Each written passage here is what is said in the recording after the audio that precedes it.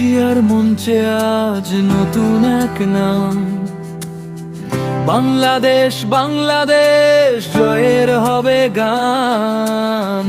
ASEAN কাপের মঞ্চে আজ উড়বে লাল সবুজের পতাকা। হাজার